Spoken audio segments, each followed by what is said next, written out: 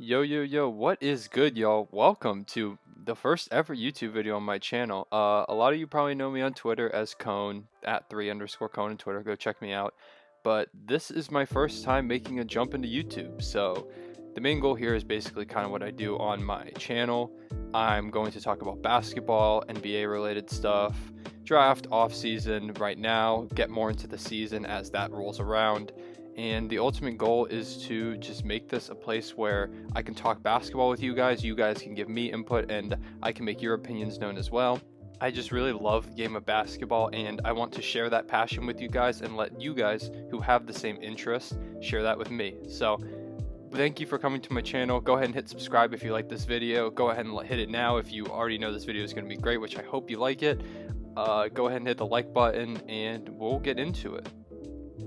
Now, as you can probably tell from the title of this video and from my tweet that I put out last night, I'm going to take two players that you all gave me. Thank you so much, everyone. You guys left like a ton of comments, so appreciate it. I'm going to take these players and I'm going to tell you between a set of two which one I think will have the better individual season next season. Now, this doesn't mean, for example, say we've got two guys like Luka and Dort or Matisse Thybulle, two guys who are both like young, really defensive focused players. Now, I may say Luka and Dort may have the better season because he's the only guy on the roster who is going to play that shooting guard position a lot of the time. As for Matisse Thybulle, he's going to be on a Sixers team where he's not one of the main options. He's behind Simmons and Embiid. So even though I say Lu Dort's going to have a better individual season, this does not mean that I think that the Thunder are going to be better than the Sixers or anything. So just want to get out the way before we start. But on that note, we'll go ahead and get started. The first two players that we've got to talk about today are Jayson Tatum versus Jimmy Butler. Now, before I go into this, I would just want to reiterate, this is for next season. So these are my predictions based on how I think they're going to progress as players, how I think that they're going to perform individually next season. With that said, I'm going to lean Jayson Tatum on this one. Now, I know Jimmy Butler just had that crazy run in the playoffs. He was incredible. Honestly, one of the most impressive individual playoff performances I've ever seen in that final series against the Lakers. But especially with the loss of Gordon Hayward, I feel like the Celtics need Jayson Tatum more than ever. I expect him to take a big jump. I expect him to play more minutes, score more points, grab more boards, more assists, everything. And I expect him to look like a future two-way superstar in this upcoming season. I expect him to really solidify himself around that top 15-ish area of players. Now, Jimmy Butler also is in that realm, but he is older, and I believe that he might continue to take a little bit of a backseat, at least in the regular season. And with the development of Bam Adebayo, the bringing in of Precious Achiuwa, these are guys who are going to take some of those stats away from him. So even though he'll still play that great defense and he'll still put up a lot of good stats, he'll help the Heat win a lot of games. Individually, I'm going to take Jayson Tatum for next season.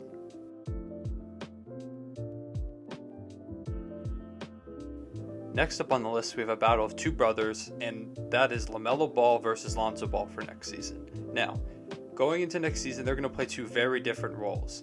Lonzo kind of takes a backseat to Zion and Brandon Ingram. He's the main facilitator. He's going to play some great defense. He started to develop a three-point shot, especially towards the end of last season. For LaMelo will probably be one of, if not the main option on that Hornets team coming into day number one. Devontae Graham's going to put up a lot of shots. The $120 million man, Gordon Hayward's probably going to put up a bunch of shots. But LaMelo being that third overall pick, he is the future of that team if he pans out like they hope he does. Therefore, I think he's going to get a lot of stats, and I'm sure he's going to put up more stats than Lonzo Ball. He's my pick for Rookie of the Year at this point. That may change by the time I make my official predictions video, which will come out at some point in the next couple weeks, right before the season starts. But for stats-wise, I would take LaMelo. For impact, I probably feel like Lonzo Ball is going to have a better season in terms of he's going to play great defense. He's going to be one of the better facilitators in the league, and I like the way his three-point shot has been coming along. So for next season, I'll go Lonzo Ball. However, I do expect LaMelo, if he lives up to the potential that it seems like he may have, I think he could pass Lonzo in a couple of seasons. Now, our next matchup are two centers who I feel like aren't talked about enough and are somewhat underrated by NBA fans. And those two guys are Nikola Vucevic and Yusuf Nurkic. Nikola Vucevic on one hand is an offensive monster, and he looked fantastic in the Magic's 5-game series against the Bucks in the bubble this season. He look clearly like their best player, as I believe he is. He's a one-time All-Star. He got a pretty big contract last offseason to be the Magic star. Unfortunately, that hasn't brought the Magic many places, but I don't believe that's much of his fault. He's been fantastic, and I really do like his game. I feel like he's underrated by a lot of people. On the other hand, we have Yusuf Nurkic. Nurkic looked like, in my opinion, for at least parts of the bubble, he kind of looked like a top 5 center at times. He had a complete package of a game. He was hitting some shots, he was blocking shots, rebounding very well. He had some great looks in the passing game. He was a much better facilitator than he seemed to be before his injury, and I really feel like he's going to keep that progression up.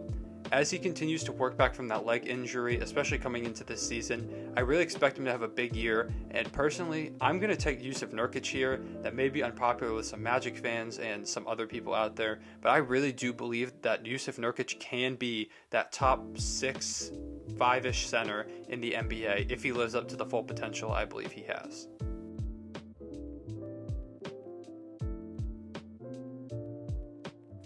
Fourth on our list is a debate that I've had with a lot of people on Twitter, especially in the past year or so, and that is Shai Gilgeous-Alexander versus De'Aaron Fox. Now, I know before going into this, you're going to say, oh, Cone, you have SGA as your profile picture on Twitter and your YouTube logo. Of course you're going to pick SGA.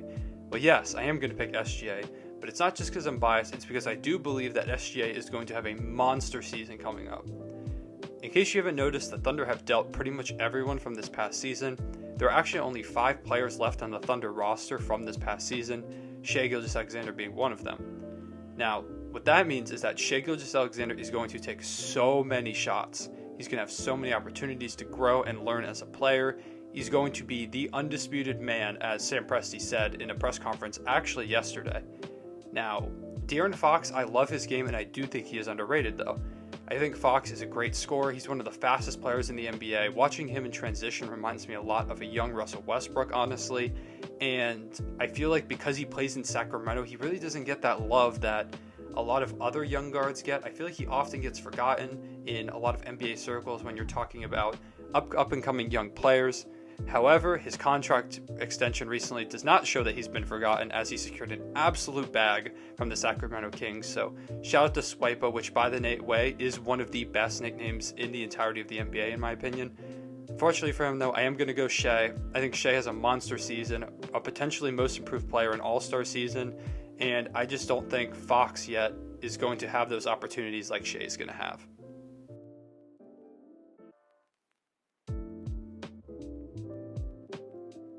At the halfway point on our list of players, we have a matchup of 2 guards who have seen a change in scenery this past offseason. Those 2 guys being Jrue Holiday and Chris Paul. Now, as for Jrue Holiday, he's going from the Pelicans to a contending Bucks team which has the ultimate goal of winning a championship, as all teams do. However, their timeline is greatly accelerated, as this is their season to prove to Giannis that he must stay in Milwaukee if he wants to win a championship. That it's his best chance, and if they don't prove it, then it might be one of the biggest blunders they've had in their franchise history, which explains why they threw literally every draft pick they owned for the rest of time to the Pelicans for Jrue Holiday. Now, Jrue Holiday is a really good player. Was he worth that package? No, not as a player. If it keeps Giannis, absolutely. But this is not about Giannis, this is about Jrue, one of the better guard defenders in the league. A lot of players say he is the best. He locked up Dame a few years ago, and ever since then, Dame's been calling him the best, so that may just be trying to save his own self. But anyways, he, in my opinion, is at least a top 3 guard defender in the NBA. He's going to pair greatly with Giannis, I think, great with Chris Middleton. However, for him individually, that this is going to mean a drop in numbers. I don't think he's going to score as many points. I don't think he'll get as many steals, especially playing with the Defensive Player of the Year in the form of Giannis Antetokounmpo. Chris Middleton, in my opinion, is a bit of an underrated defender. Brook Lopez is a really solid defending center for that roster as well. They're going to have great team defense. They're going to be a great team. Unfortunately, though, that means a dip for Jrue Holiday's production. On the other side, you have Chris Paul, who's going from a Oklahoma City team, which surprised a lot of people, to a Suns team, which is now growing in expectation. A lot of people expect him to make a pretty decent jump this season, especially after going 8-0 in the bubble. They also added Jay Crowder. These pieces should, and I believe will, catapult them to a playoff spot. I think Chris Paul's going to have a great season. DeAndre Ayton at this point is better than Steven Adams, and I think DeAndre Ayton is going to be a great lob threat for Chris Paul, something that he didn't have as much in Oklahoma City because Steven Adams was a bit more limited. He couldn't really stand out in the perimeter and then dive to the basket like DeAndre Ayton can. They're going to have great pick and pops. I expect Chris Paul to have great assist numbers, especially when he has a shooter like Devin Booker by his side who's going to be a better player than anyone else was on his Oklahoma City roster last season. For those reasons, I am going to take Chris Paul. I know I'm again biased to one of my favorite players in the league, but I really feel like he's going to have a great impact on this team, and I think that even despite him being a very old age and the Suns giving up a decent amount to bring him in, I think it's going to pay off beautifully for them when they make the playoffs this season. Next up is a debate that I've seen a lot on my timeline on Twitter over the past few months, especially with one of these players' emergence throughout the playoffs, and that is Bam Adebayo versus Karl Anthony Towns. I personally think there's a clear answer here, but I'll go through the matchup anyways. Bam Adebayo had a fantastic run in the playoffs as part of the Miami Heat. He looked like a top 5 center. He was great defensively, hit clutch shots. He was a great playmaker. He had that one huge block on Jayson Tatum that everyone remembers to save their game. He really did look like a future superstar in the making and like the prototypical big man, especially once he can shoot threes at some point down the line, like I'm sure he will be able to, for the future of the NBA. On the other side, though, you have the prototypical center for the future of the NBA in Karl Anthony Towns. Karl Anthony Towns may be one of the most gifted offensive centers the league has ever seen. He shot last season 41% from 3 on 8 attempts a game from 3. 8 attempts is ridiculous, especially for a center, not to mention shooting 41%. I know there wasn't a huge sample size, he was dealing with some injuries, but all the same, Karl Anthony Towns looked amazing last season. I expect him to be pretty healthy this season, or I'm hopeful that he is, and as long as he's healthy, I think he's going to remind everyone why he should be considered, in my opinion, the 3rd best center in the NBA behind Embiid and Jokic. I do think Bam Adebayo in a few years may pass Karl Anthony Towns if Karl Anthony Towns doesn't develop that defense like I hope he really does. But at this point, there's just no way I can put Bam Adebayo over Karl Anthony Towns with the things Karl Anthony Towns has shown me.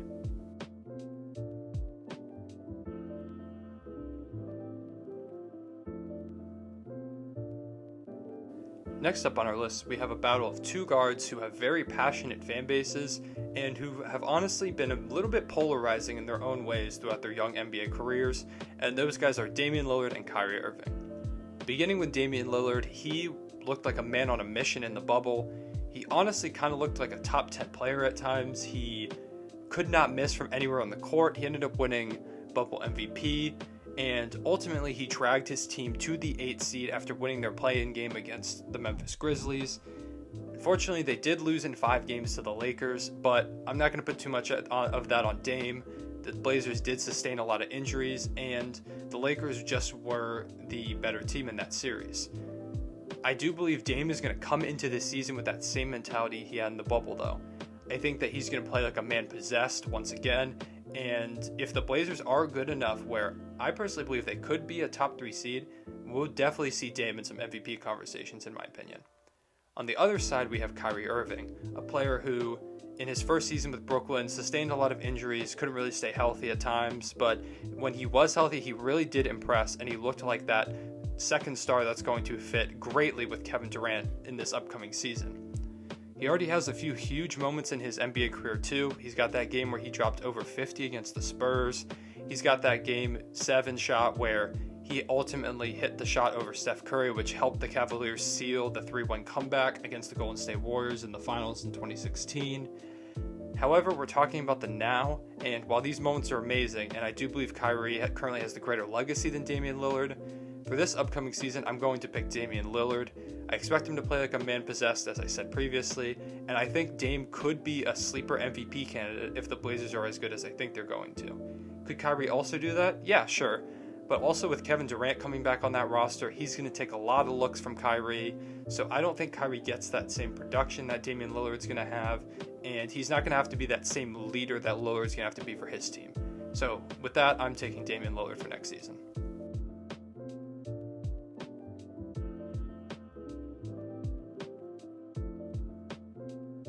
Our Our seventh matchup of the video is going to be a battle of some young big men, specifically power forwards for their respective teams, and those players are John Collins versus Kristaps Porzingis. I know Hawks fans are very passionate about how great John Collins is, and I agree. I think that he's an underrated player. I love his offensive game. I wish he didn't get suspended last season, because if he didn't, the Hawks could have made things in the East a lot more interesting personally.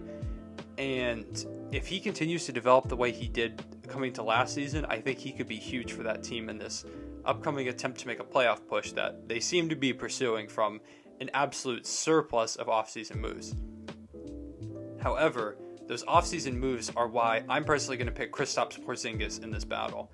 I think that the Hawks' offseason moves doesn't leave as much of a role for John Collins as I personally would have liked him to have. I think Gallinari is going to take a lot of those shots as his backup, which apparently they paid that much money to a backup, I guess. As for Kristaps, I think Kristaps is clearly the number 2 guy there. I think that he's going to have a great season. He really impressed me in the bubble. He looked like a bona fide potential superstar. He complimented Luka very well. He played great against the Clippers. I personally think if he didn't have that kind of BS ejection earlier in the game, and if he didn't sustain that injury, the Mavericks potentially could have taken that series against the Clippers, which is a huge accomplishment for those two guys who are just still trying to get used to playing with each other and trying to figure out how they fit in that system. So I will pick Kristaps Porzingis for this upcoming season. I think Dallas has the potential to be a top 5 seed if they both play really well. Luka is going to be an MVP type candidate, and I think Kristaps is the perfect player to play alongside him.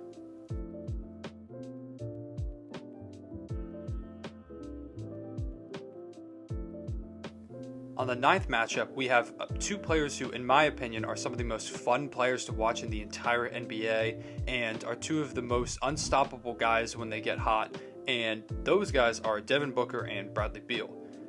On one side, you have Devin Booker, a player who has not seen much success. He is heading into a season where he's now going to play with Chris Paul, a long-tenured player, a guy who has done a lot of winning in his career, but has never really managed to get over the hump and win that championship. They're 2 guys who I believe have a lot to prove in their opinion, and coming off that 8-0 run that the Suns had in the bubble, I think that the Suns are going to build on that. I think they're going to end up being a playoff team this season, and I expect Devin Booker to be a huge part of that. He had a great season this past season, and I expect learning alongside Chris Paul, seeing potential development from guys like DeAndre Ayton, and the loss of Kelly Oubre I think will open up a few more opportunities for him, as well as some other guys on the roster such as Jay Crowder and Mikal Bridges. However, I think Devin Booker is going to benefit greatly from the addition of Chris Paul, as well as these subtractions, at least individually. As for Bradley Beal, coming into a season where the Wizards are going to be adding John Wall, a season where it was really just Bradley Beal shoot the ball, and I guess we'll see what happens. They didn't play much defense. Bradley Beal is not a great defender. Neither is Devin Booker, to be fair. But the Wizards had one of the worst defenses in the league, and Bradley Beal just kind of shot the ball whenever he felt like it. Coming back now to play with his longtime partner in John Wall, who they have seen a lot of success together in the past in terms of getting to some second-round playoff series. They've won a few series. They have definitely seen more success than the Suns have on the other side of the equation. But John Wall is a player who's going to take, I think, decent stats away from Bradley Beal. I don't think Bradley Beal would be as much of a number 1 option as he expects to be coming off of last season, especially with additions like Denny Avdia. I expect Thomas Bryant to make a solid jump, honestly. So with that being said, I'm going to take Devin Booker. Bradley Beal might be the better player at this point, but I think Devin Booker might have a better season in terms of, I think he's going to be more of a leader for his team. Despite having Chris Paul, I think Chris Paul's coming in knowing that that is Devin Booker's team, and I could see some issues, especially now that there's rumors that John Wall has requested that trade, where the Wizards might get a little messy at some point, which could lead to some problems with that Wizards team, specifically leading to problems with Bradley Beal's production. But honestly, this is one of the tougher ones in my opinion. I'm only going to lean Devin Booker, honestly, because he is probably one of my top 3 favorite players in the NBA, so I'm a little biased here, but I'm going to take Devin Booker for now.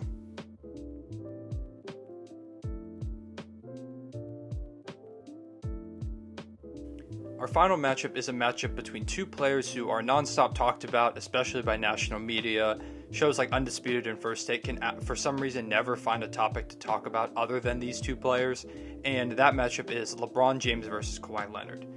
These are two players who are at the peak of the NBA. They're both top 3 to 5 players. They constantly make an impact on their team every single night and have proven themselves to be winners. Both have multiple Finals MVPs, and both play on 2 of the best teams in the league. On one side, you have LeBron James, who, in my opinion, is at least the 1A or 1B to Michael Jordan's counterpart, 1A or 1B, in the GOAT debate. He has been the best player in the league for an insane number of years. It seems to even be entering his second prime somehow. He looks like he hasn't lost a single step throughout his career. If anything, he's just gotten better as he's gotten older, it seems like. He's been more poised. He looked fantastic in the finals, and coming off a season where he showed everyone that he is still the best player in the league, I expect him to once again show that next season, which does mean that I am picking him over Kawhi Leonard to be the better player next season. I love Kawhi Leonard's game. He's a great mid-range shooter, which as a huge Chris Paul fan, I respect the hell out of. He plays some of the best defense in the league. I think people forget that a little bit. However, he really just doesn't have as much of an impact on a team as LeBron does. When you bring LeBron into a team, you are a contender. Unless he gets injured like he did last season with the Lakers, you are going to be a contender. With Kawhi Leonard, it's the same, but it feels like there are more shortcomings. He doesn't really have that facilitating ability that LeBron James does. He doesn't feel like he elevates players as much as LeBron does, and even though LeBron is continuing to get older and Anthony Davis continues to get better, I think that LeBron's still going to be the best player in the league next season. At this point, I honestly expect LeBron James to be the best player in the league until he retires. I think that he's going to continue to elevate his team, especially with a lot of better players around him. He's going to have some huge numbers. I could see him potentially even winning another MVP if the Lakers play like I expect them to. On Kawhi Leonard's end, he is a fantastic player who, as a Thunder fan who wants the Clippers picks, I hope honestly sees an earlier exit than he hopes that he has, but I guess that'll just be determined next season. So at this point, though, I am taking LeBron James to continue to be the best player in the league next season, which obviously means he will be better than Kawhi Leonard.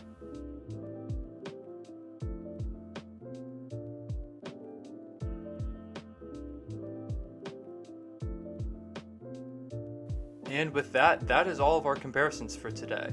I want to thank you guys for each leaving a comment under my post. I really appreciate all the responses I got, and I hope I got to yours. If I didn't, I want to try and do more videos like these because it was really fun to try and make an argument for both sides and eventually settle on a decision. So thank you so much guys for watching. Once again, hit that subscribe button if you enjoyed this video and you want to see more stuff like this. I plan on posting on a somewhat regular schedule. Additionally, go ahead and hit that like button if you enjoyed the video. Likes are really going to help me out, and as someone who's just starting out, I'm trying to get as many of these interactions as possible, so share my channel if there's another basketball fan you know. Go ahead and follow me on Twitter if you don't already. I'm sure 99% of you are here from Twitter. It's at 3_cone on Twitter. Go check me out. Go drop a follow. Check into a late night roll call or something, and yeah. So I think that's about it. I'll see you guys next time. Yeah, goodbye. Real ones stay back.